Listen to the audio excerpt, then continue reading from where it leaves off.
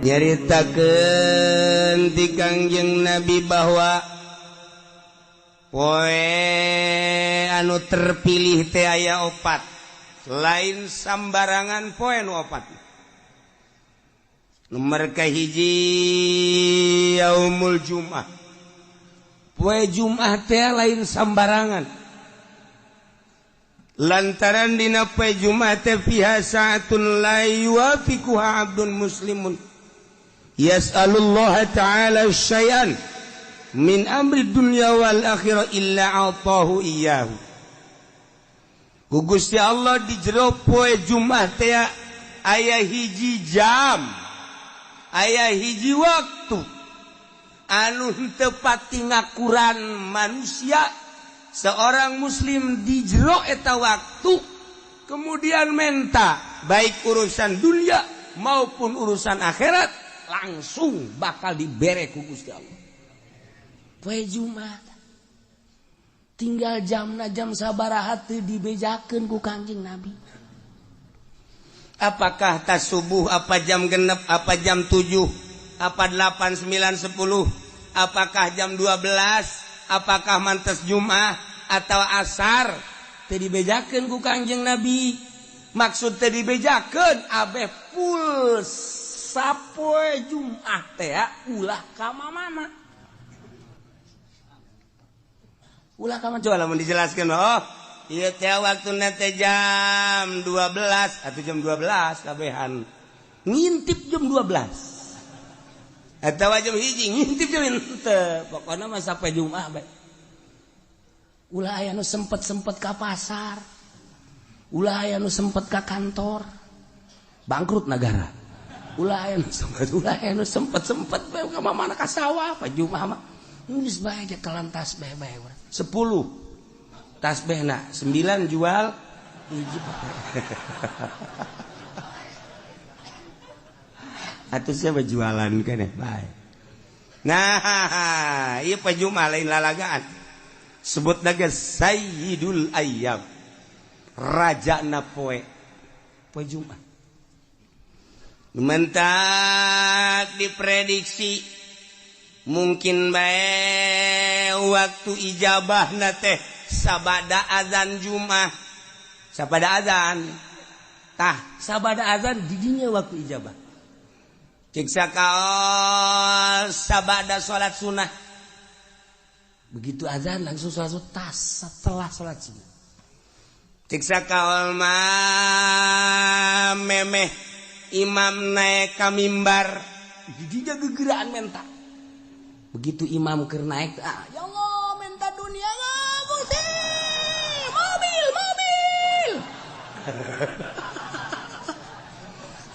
Teu parugu. Ulah di embat isin jero hate bae. Siksa kaul mah antara khutbah 2. Khutbah kahiji diuk tah di jero diuk di dinya waktu ijabah. Siksa kaul mah beres khutbah kedua memeh dilaksanakeun salat Jumat. Siksa kaul mah ta salat Jumat. Siksa kaul deui mah jam hiji. Siksa kaul deui mah bada asar. Siksa kaul deui mah memeh azan magrib. Tanu mantak poe Jumat mah geus bae ngintip jam bae. Di mana asal didinya pas orang mentang guys, diberi langsung. Asal orang pas di waktu eta guys, Masya Allah. Ngan modelna eta okos Lailatul Qadar. Lailatul Qadar teh kan teu dijelaskeun ngan kebiasaanna malam-malam ganjil, padahal mah teu kitu. Kebiasaanna malam lilikuran, padahal teu kitu. Bebelasan gaya nu manggihan Lailatul Qadar. Abah nyongsrong urang Lailatul Qadar dengan modelna asal aya Lailatul Qadar bae malam eta urang tunduh. Dibenta-benta ke kieu asa di mana? Tunduh. Tak ieu ge waktu ijabah teh pas kitu. Poe Jumat. Yes, nomor hiji poe Jumat. Nomor kedua Yaumul Arfah. poe Arfah lain lalagaan eta poe teh ngabogaan nilai anu pohara.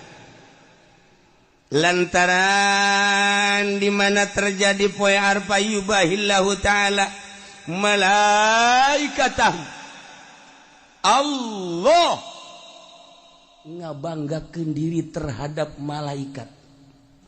Cek Gusti Allah, ya malaikati unzuru ila ibadi ja'u susan kubra. Deuleu kumaraneh hamba-hamba aing anu dararatang di berbagai penjuru negara, di pelosok-pelosok dengan penuh karudinan. Poean Arfah mah di Mekah ngan sakadar make dua helai. Eueuh nu make jas, eueuh nu make dasi, teu berarti di hareupeun Allah mah jas jeung dasi. Kedeul banget lagi eueuh nu make endeu ka Arfah asup ka salon teh aya.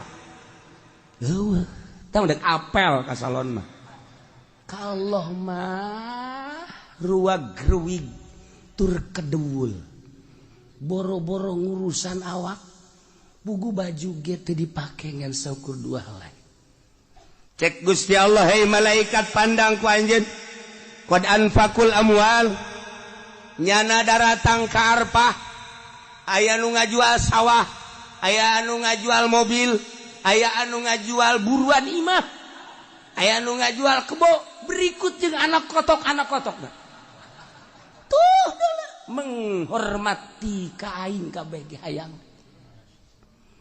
Lain bae nu ngoran nini bengking tuh deuleu Gusti. Aki-aki deuleu. Dararata.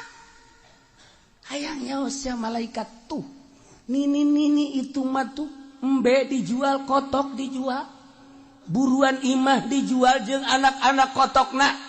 Nah, menghargai ka aing, hayang kapanggih jeung aing.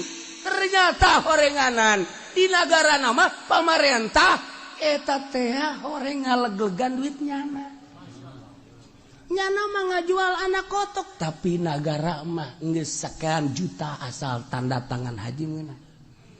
Pikir ku sia, coba malaikat aneh tante, lamun nyana ngajual anak kotok hayang kapanggih jeung aing, kumaon peta bupati hayang menang jatah, ku goblok-goblokna bupati, ku goblok-goblokna presiden. Tuh anak kotok dijual hayang kapanggih jeung aing nyana meuli Lexus tolong teh coba. Tapi eta mah dikitu, di Amerika lain di urang. Di Amerika teh mana? Di Amerika begitu.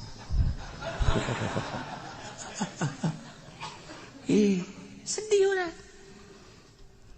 Haju ngadagoanana geus nyaho malaikat.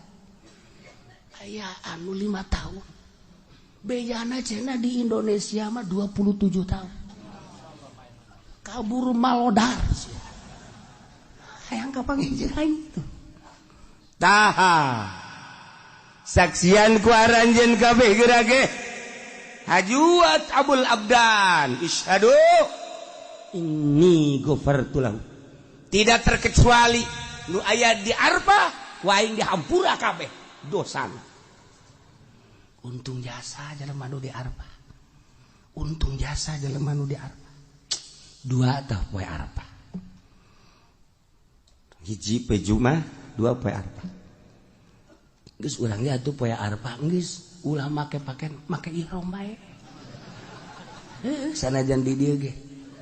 Kunaon mengaji pene make ihram, nah aing nurutan di Arfah bae sakieu geus. Ya kieu bae geus set. Kajudaharna ge di lapangan. Nurutan di Arfah bae di ditu. Ulah nyisiran bahan kayak anakna mawa ka grogol misalnya.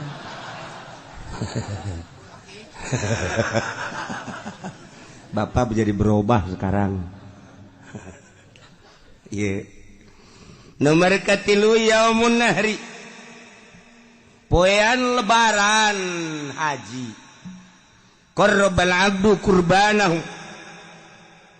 Tiap jelema anu ngalaksanakeun kurban Allah mah teu hayang dagingna, Allah mah teu neuleuh getihna, tapi Allah mah neuleuh teh takwana. La yanalallah luhumuha wala dimauha walakin yanaluhu taqwa. Los daging nama jang sia dahar ku sararia, tapi aing mah nilai nu ku aing katarima takwana eta jelema.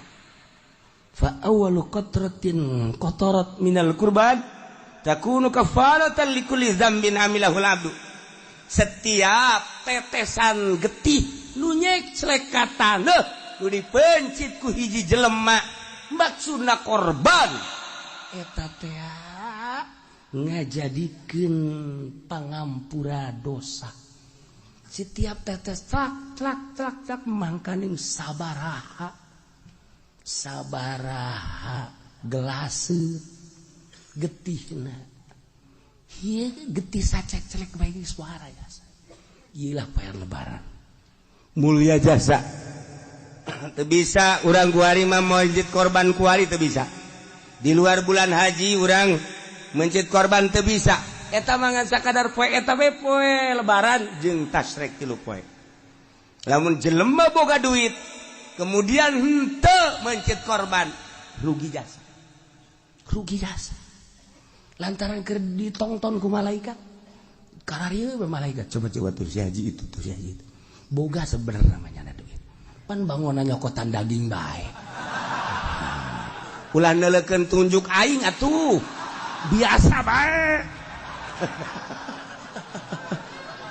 Aduh. Sabarudak teh ditongton ku malaikat. Malaikat tonton kieu. Ya Allah, mana coba situ, coba situ coba. Ci, pan situ mah duit loba ge teh coba situ coba itu. Cet, tuh. Malaikat, oh itu tuh. Di itu masjid, di masjid. Laporan, ya Allah. Itu mah tuh, Pak anu mah di anu masjid. Cak Allah, guys. Bukakeun lawang sorga. Bukakeun lawang sorga, buka. Lantaran geus dihampura dosa. Masya Allah. Pokokna mah geus siapkeun kuari duit jeung celengan. Jang meuli kebo. Sapoe 1 juta urang jeung celengan. Duitnya di mana? Geus amun sapoe 1 juta teu bisa, sapoe 500.000. Jeung celengan berarti mun kuari datang ka lebaran 14 poe. Nah, jadi berarti lamun 500.000 seperti itu. Berak. Kabeli kitu embe Garut. Bude teh. Wah, cenah kieu duit teh boga tuh sakitu mah. Geus bae tuh sapoe 100.000. 100.000 berarti kuari datang ka lebaran sabaraha? 1 juta. Nah, kabeli embe cisoka. Embe kacang nu leutik.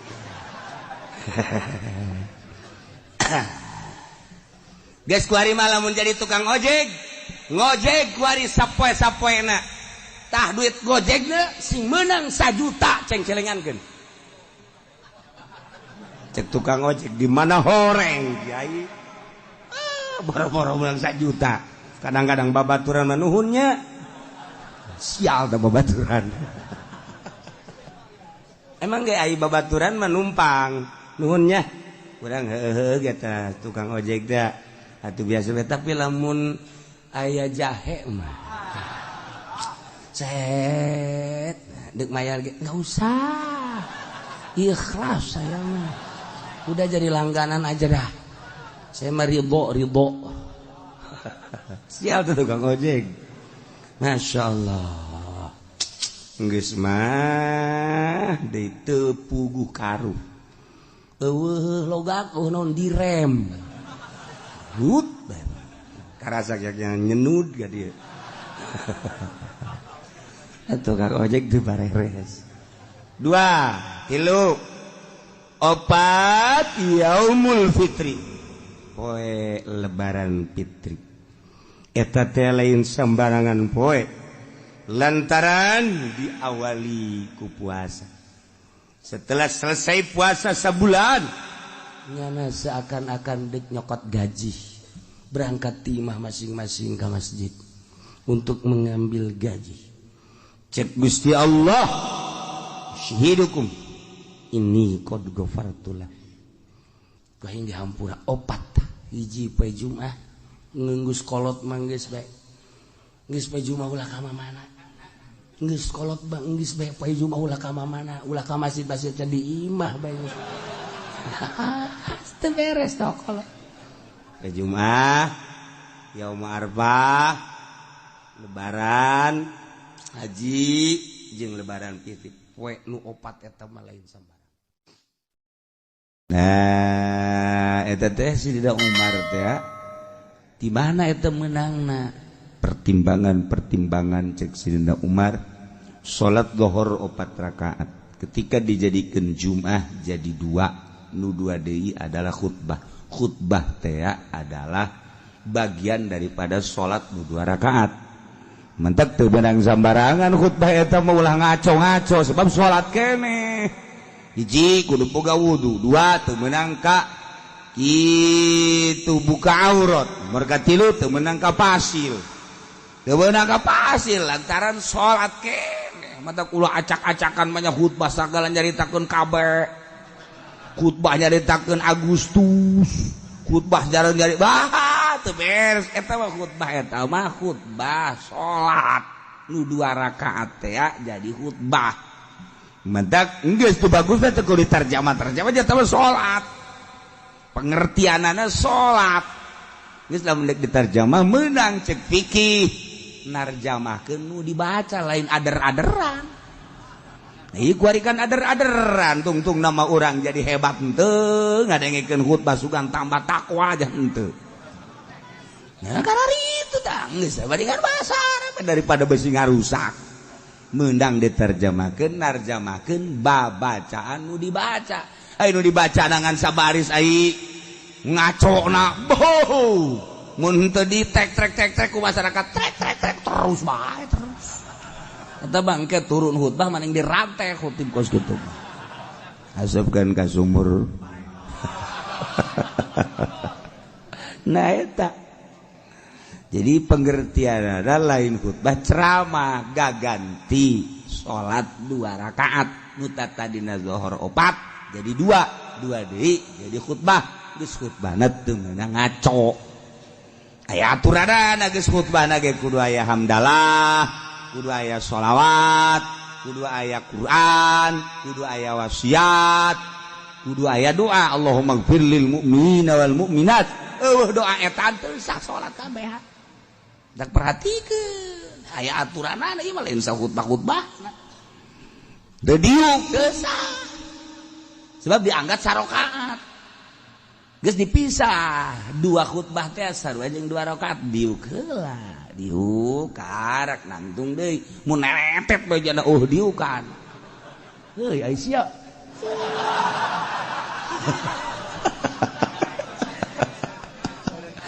goblok sia aing ge garusak salat aing sia nah eta lan mah khatibna kudu nu paham ulah tarjamah acak-acak ieu mah salat deuk khutbah mah nya deuk ceramah ketas Jumat atau meme Jumat tos ceramah sadakna nya tekan budak ngebudak geus tah cenah nu ngadengekeun atuh karasa ku sia berarti sia teu dipake karasa ieu mah keur salat ieu mah ditah Allah tungtung nama pan kulantaran salat ieu kan anu ngadengikeunage teu meunang teu ngadengikeun idza sa'idal khatibu 'alal mimbar fala tatakallam wa ma yatakallam fala faqad lagu wa man lagu fala jum'atalah deuk kumaha coba di mana khatib naik ke mimbar ulah ngomong awas urang lamun ngomong berarti lalagaan sia lain keur salat wa man lagu fala jum'atalah teu boga jumat sia teu sah ye atuh mah khotib buat be barang lalagan bila perlu main coklak di dieu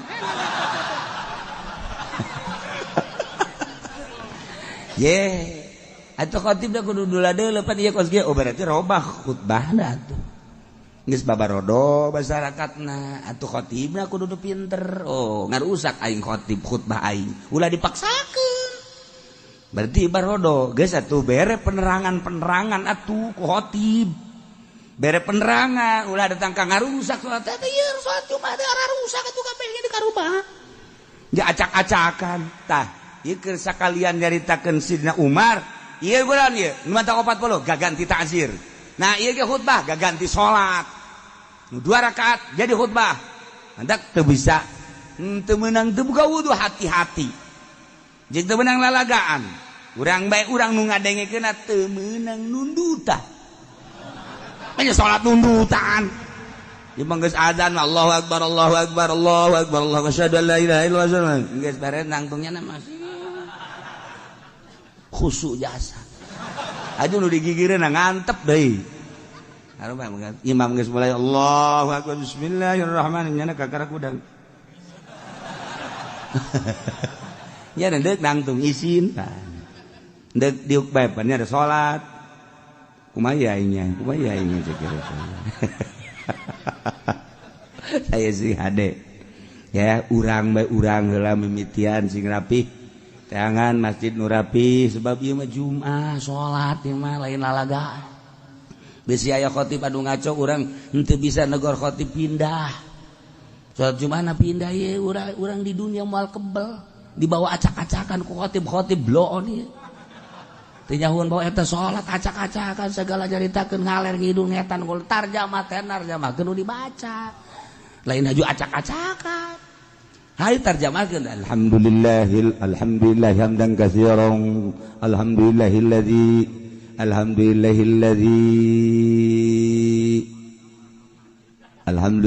sia ngaco aing mah tagok aing ku suara sia.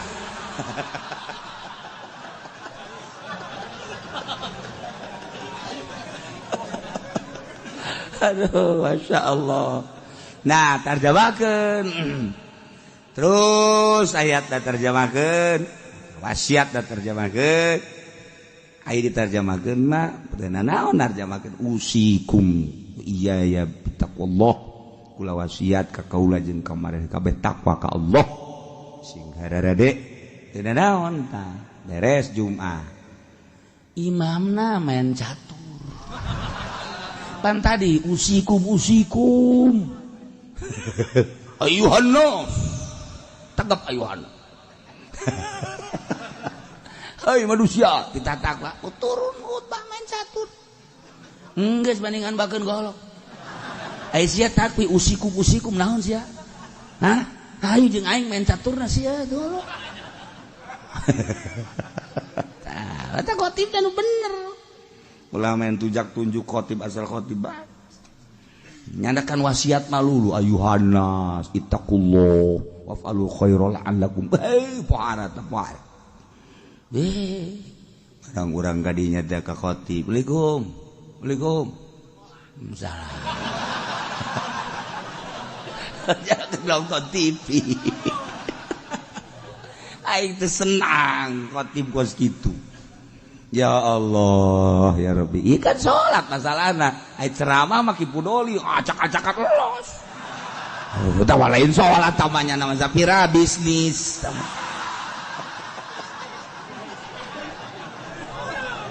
aduh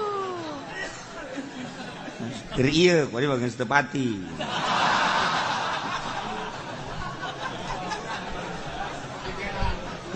ya Allah ya Rabbi karim itu kan ada perubahan-perubahannya nama daerah ya perubahan sih atau bencana kadangin aku orang kontop berapa nih coba ge jadi bayar ngomong kan aku tuh berapa di kos gitu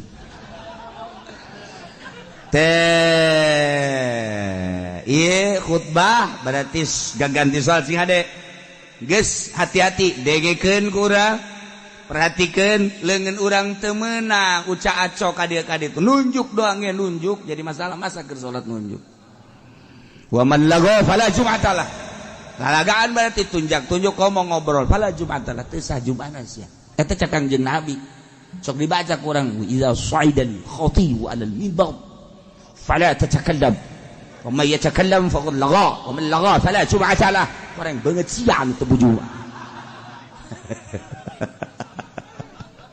Ya Allah ya Rabbi eta hadis eta kan dibaca tuh urang mah ji sugan teh naon cenah hartina makana tanyakeun atuh ji sugan teh mah hadis naon bae idza su'idal khatib 'alal mimbar di mana naik seseorang khatib kana membiun mimbar pada cacakallab ente ulah ngajablog wa may yatakallam sahaja lamun ngomong faqad lago berarti heureuy lalagaan mun lago pada Jumatlah cak Kangjeng Nabi jelema lalagaan berarti teu sah Jumat tah abeh tenget urang besi salat di lembur urang terjemahanana ngaco urang negor teu bisa pindah salametkeun awak urang di akhirat aing waduh kos kiamat ieu pan salat ieu mah lain ceramah ieu mah lain madak kula pernah di Garut Pajubah terus di Bandung salat Jumat milu begitu salat Jumat waduh ngaco ieu mah khutbah acak-acakan kieu langsung zuhur nah zuhuran salat salametkeun salat waduh bahaya pernah deui di Bandung dapat di Bandung ka dieu set poe Jumat jeung guru malah di Bandung jeung guru ti Cililin deuk ka dieu deuk ka Banten mampir ka dieu poe Jumat hayang poe Jumat nyanan pas itu harita pada larang langsung sholat Jumat di Cililin rada beurang sholat Jumat pada larang sarua Jumatna kos gitu Noel zuhur acak-acakan khutbahna salametkeun diri urang tapi ulah yen fitnah tegor heula ieu teh kapan khutbah ieu mah gaganti salat teu meunang ngaco lamun nya ngaco bae terus bae pindah urang mah nya terus bae urang nuturkeun ngaco ye atuh lagi salat ieu mah salat ngantek sing hade salamat kan engke tanya pan mun ngaji deukeut ka masjid ieu sih kok masjid ka ditu jumahna teu meunang gara pindah-pindah kumaha aing bae geus bongan sia ge kumaha sia atuh aing kumaha aing lain mah haji pan eta teu kapisah masjid imah kajeun aing mah geus ngaji kos kieu ge sia moal so amat aing kadang-kadang sok tungtung mah gelut dari dinya ayo salamet ke si ade urang kan mal kebel di dunia ajung ke di akhirat urang aduh lamun ka neraka ku gara-gara urang salat Jumat teu ditarima deui kumaha coba ye ieu salat Jumat cek malaikat teh rusak padahal mah teh nyaho pan sia ngaji bae teu didengekeun saekeun sulusia poe sia cek malaikat neraka sia kumaha aja mah urang emang Sayyidina Umar bisa ngalawan ke malaikat potongan urang mah pan gepeng bisa tah mantak ke Sayyidina Umar urang minta tulung ka Sayyidina Umar tulungan ye aing jatuh wau ka sia sia tilok hadiah tilok naon tilok aing endek kumaha coba je tah badak salametkeun rapihan ibadah urang rapi Allahu Allahu Allah Allahu Allah la ilaha Jibril Mikail Israfil Munkar wa nakir kibatid Jibril Mikail Israfil Izrail Munkar wa nakir